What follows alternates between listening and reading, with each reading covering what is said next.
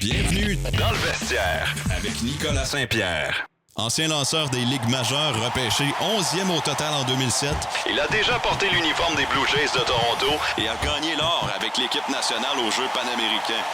Sa rapide fait encore frémir les frappeurs adverses. Allons faire un tour dans le show avec Philippe Aumont.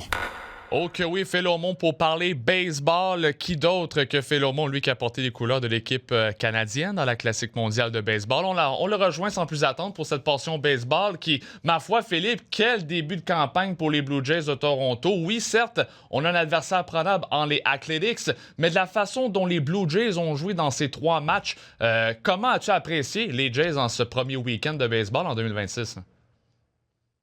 Ben, écoute, on a une belle version 2026 des Blue Jays, mais je pense qu'on a encore un momentum de 2025. Les gars sont très motivés. On a encore, tu sais, les gars jasent encore de ce qu'ils ont vécu l'an dernier, puis que comment ça, tu sais, ça se transfère à cette année. La vibe est vraiment, a l'air vraiment cool. On a beaucoup de gars qui reviennent de l'an dernier, fait que c'est sûr que ces gars-là vont s'occuper de rapporter cette gang-là tout ensemble. Puis, écoute, tout le monde fait le travail. Tout le monde performe bien. On a la foule, tu sais, c'est des 40 000 à chaque match. Fait que t'as quasiment pas besoin de vraiment avoir d'énergie. L'adrénaline puis la foule va donner cette énergie-là. Non, tout à fait. Puis les partisans en ont eu ils en ont eu pour leur argent parce que 3 victoires, 3-2, 8-7 et 5-2. Mais dans 2 de ces matchs-là, il y a eu une présence de prolongation, entre guillemets, un walk-off. On le remporte d'une façon walk-off pour les Blue Jays. 3-2 vendredi, on commence ça devant nos partisans. Mais samedi, je veux t'amener sur le match de samedi puisque on a eu quelques difficultés. On aurait pu perdre ce match-là samedi lorsque c'était 6-2 en faveur des Athletics. Un grand chelem pour chez Langliers de la part des Athletics. L'offensive des Jays est encore là, Phil, puis ça paraît là, chez les Blue Jays de Toronto. Oui, exactement. Tu sais, le match, il est 9 manches. Puis oui, on peut perdre l'avance, on peut tirer de l'arrière pendant tout le match. Puis ça prend rien qu'une manche. Ça prend une manche. Je l'ai vu mille une fois. J'en ai scoré on en a scoré des 7, 8, 9 points dans une manche pour revenir de l'arrière puis de prendre les devants. Donc, c'est un peu ça la beauté du baseball, c'est que tu sais, il y a pas un chronomètre qui va te dire c'est fini.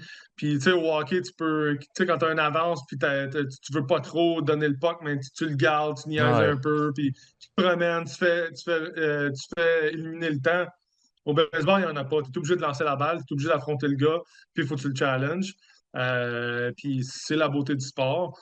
Les Jays ont démontré beaucoup de caractère en tirant de l'arrière comme ça, puis d'être capable de juste mettre ça de côté, puis de focus sur le présent, d'aller chercher un à la fois, puis on est allé chercher des victoires comme ça.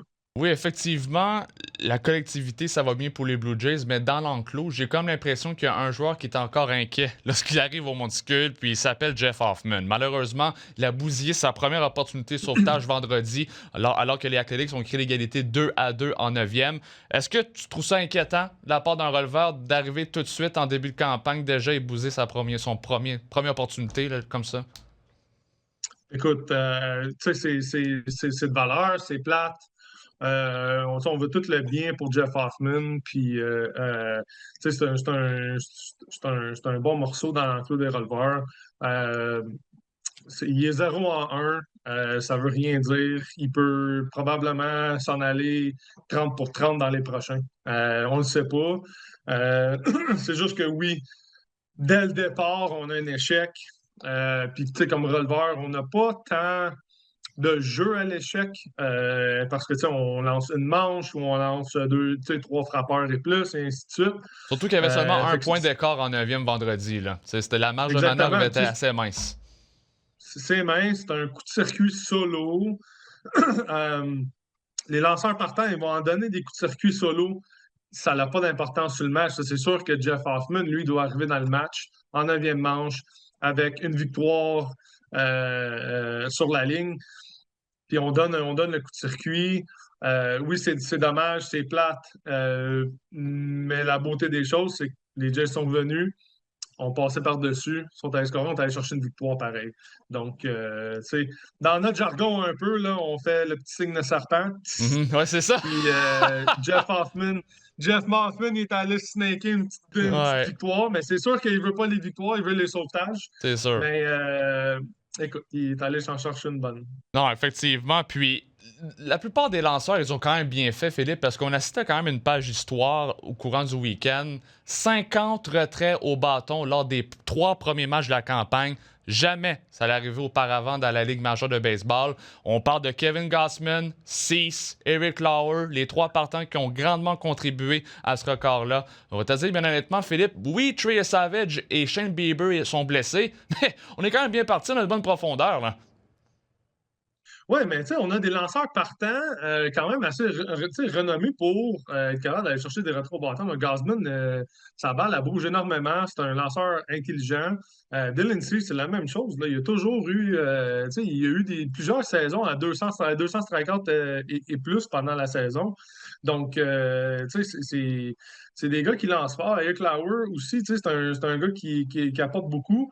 Oui, on n'a pas Trey Savage puis Bieber, mais écoute, c'est un beau record à obtenir, mais c'est pas nécessairement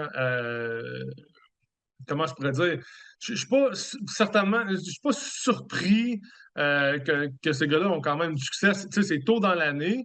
On donne toujours l'avantage aux lanceurs tôt dans l'année, Ouais. mais rien n'enlève que ces gars-là, c'est des gars qui sont capables d'aller chercher des rétro bâtons assez facilement. Oui, effectivement. Puis il y a aussi les releveurs qui ont contribué à ce record-là. Donc, chapeau aux Blue Jays. 50 rétro au bâton à leurs 3 premiers matchs. On n'avait jamais vu ça auparavant. C'est un joueur qui m'a surpris, Philippe. C'est bel et bien Kazuma Okamoto, le nouveau japonais qui est maintenant au 3e but. Qu'as-tu pensé de ses 3 premiers matchs en uniforme des Jays? Puis il a frappé son premier en carrière hier là, lors du match numéro 3.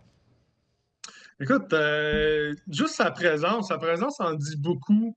Tu sais, tu le vois, il a pas l'air d'un gars nerveux, il a l'air d'un gars que ça fait longtemps qu'il est à sa place, puis tu sais, il démontre pas nécessairement une nervosité de recrue qui est excellent pour les Jays.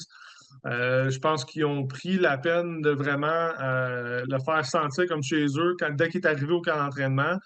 Puis, tu sais, pour lui d'arriver en avant de la foule à la maison à Toronto, tu pouvais pas avoir un meilleur script que ça, qu'on allait aller chercher nos premiers coups sûrs, premiers coups de circuit et tu sais, enlever un peu cette petite pression-là pour que le restant de la saison, on n'ait pas besoin de regarder en arrière. Non, effectivement. Puis la profondeur, on en a toujours besoin. Puis il n'y a pas seulement Okamoto qui peut jouer au 3e but, il y a aussi Addison Barger, puis même Ernie Clement. Je rajoute Ernie Clement, il n'y a pas le meilleur bras, mais on a une certaine stabilité dans l'avant-champ chez les Blue Jays. On a une bonne profondeur aussi.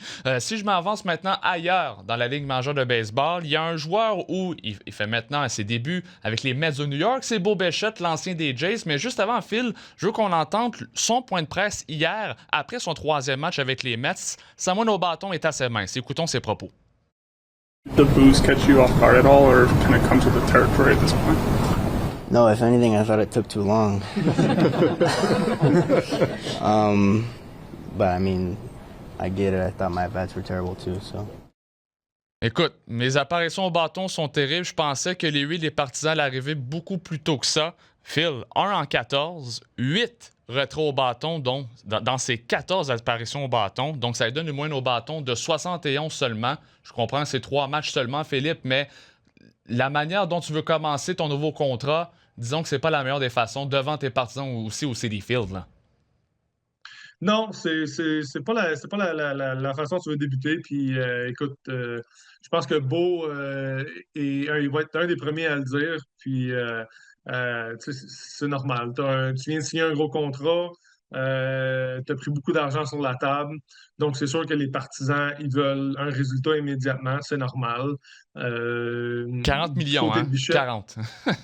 oui, exactement. Tu sais, c'est beaucoup d'argent. Puis tu sais, ça vient avec le terrain, puis écoute, c'est peut-être un peu trop de pression sur ses épaules qui s'est mis. Il a peut-être essayé de trop en faire au lieu de juste faire ce que Bobichette est capable de faire. Tu sais, c'est pas tout le temps d'aller chercher la longue balle, mais d'être capable d'embarquer sur les buts. Écoute, c'est 14 apparitions, c'est 3 matchs. C'est rien dans une saison, mais c'est sûr, il y en a 162. Je peux comprendre que la lumière est sur lui en ce moment. Écoute, il est payé pour performer, mais il est aussi payé pour les prendre les humans, puis de juste retourner chez eux, puis qu'il est dans le cadre de dormir pareil. Là. Oui, donc on verra de très près les aventures de Bo Bichette avec les Mets de New York. Avant de se laisser, Phil, j'ai une question à te poser. Écoute, tu es un fidèle collaborateur depuis maintenant des années. On veut savoir un peu plus qu'est-ce qui se passe au cours de ta carrière. On a aimé ton apparition avec l'équipe canadienne. Puis moi, je me posais comme question s'il y avait quelqu'un ou une organisation qui t'a appelé récemment, peut-être une opportunité en 2026. Est-ce que c'est arrivé? Non, j'ai pas eu d'équipe, j'ai pas eu rien. C'est pas très étonnant non plus. Je m'attendais pas à recevoir un nombre d'appels tel quel là, pour aller jouer. J'ai eu un petit peu de vent là, qu'il y avait des recruteurs du Mexique là, qui étaient peut-être intéressés. Mais moi, de mon côté, ça m'intéresse pas d'aller là-bas. Là. J'ai pas nécessairement l'envie d'aller jouer au Mexique. Puis pour des raisons de sécurité plus qu'autre chose, là, je trouve que le niveau politique là, avec le Mexique, Venezuela, les États-Unis, ainsi de suite, c'est pas quelque chose qui est intéressant. Puis, fait que, non, c'est ça. J'ai pas rien reçu d'autre. C'est sûr que, écoute, les Titans, probablement, là, si ça me tenterait vraiment, je peux rappeler l'organisation. Mais s'il t'appelle, admettons, là, s'il t'appelle. Tu sais, je suis désolé, Phil, mais Evan Grills, là, il était dans l'organisation, il lançait seulement les matchs locaux. Ça a déjà été permis, ça. J'ai eu la même deal, Mick. J'ai eu la même chose. Oh, wow! Je l'ai eu. J'ai eu des discussions avec l'entraîneur-chef. Bobby Brown, oui, c'est intéressant. C'est sûr que juste des départs à la maison, puis il y en aurait peut-être quelques-uns là, sur la route si c'était là, pour remplir la plage horaire. Mais je sais pas, c'est une longue saison. Puis j'ai comme un peu les priorités ailleurs que vraiment. Lancer une fois par semaine, OK, c'est le beau des deux mondes, mais je me connais, puis juste aller une fois au terrain par semaine, c'est pas nécessairement. Je trouverais ça plate être un joueur dans l'équipe et de voir ça un peu, tu comprends? Ouais. T'es pas dans l'équipe, dans le fond, tu serais pas dans l'équipe, tu sais pas, t'es pas avec les gars, t'es juste là une fois par semaine pour dire « Hey, allô, je m'en faire ma job, that's it, that's all. » C'est pas ça que c'est maintenant. C'est pas vraiment, tu sais, de l'amour du baseball, puis même l'amour du sport entre autres, là. Exact. Il y a une chimie à former avec les gars. Puis, être avec un groupe de gars, c'est ça qui fait la magie un peu de tout. Tu passes tes jours et tes nuits avec ces gars-là. Tu développes des nouvelles amitiés. Puis, dans cette situation-là, je les vois une fois semaine. Je connais pas vraiment ce qui s'est passé pendant la semaine d'avant. J'ai pas de répétition avec les gars. Les bullpens, je vais les lancer quand? Je vais les lancer avec eux. Je les lance-tu en side? Qu'est-ce que je fais? Fait que c'est ça. Ça va être à voir peut-être plus tard dans l'été. Ça va dépendre. Ça va dépendre de ce qui va me tenter. Ouais, en tout cas, on restera très, très aux aguets sur ta situation, Phil. Un grand merci. Toujours le plaisir de collaborer avec toi à l'émission Dans le vestiaire, Phil. Puis on se reparle la semaine prochaine. Un retour sportif 100% local dans le vestiaire avec Nicolas Saint-Pierre.